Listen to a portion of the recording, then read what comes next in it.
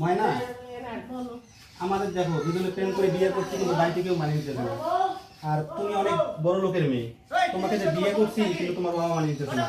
আমি একটু শহরে যেতেছি, ঢাকা শহরে একটু গ্রামের চাকরির জন্য। আচ্ছা, এটা নিয়ে তুমি যে কে মেনে নিল কে নিল না, এটা নিয়ে আর কখনো মন খারাপ করো না। আমরা ঠিক থাকলে তো সব ঠিক, তাই না? কোনো না কোনো একজন তো মেনে নিবে। আসলে আমি তো জানি তুমি ঠিক আমি ঠিক, কারণ তুমি আমার একদম লক্ষ্মী শোনাবো, ঠিক আছে? তা তুমি আমার জন্য একটু দোয়া করো। হ্যাঁ না, আমার সাবধানে যাবে, আমার ব্যাগটা একটু দাও, ঠিক আছে? সাবধানে যাবে। আর পৌঁছে কিন্তু আমাকে কল দিবে আগে, ঠিক আছে? আচ্ছা আর দেখে শুনে যাবে। আচ্ছা ঠিক আছে। তা তুমি কিন্তু কেউ কি বলে বলো, ঠিক আছে? কারো কথা কোনো মনে করবে না, ঠিক আছে? না না, আমি তুমি তোমার নিজের দিকে খেয়াল রাখো। আর কে কি বললো না বললো ওটা নিয়ে আমি কখনো মন জানো খারাপ করি না। তোমাকে আমার বউ হিসেবে পাই, আমার ভাগ্যটা অনেক পাল্টে গেছে, জানো?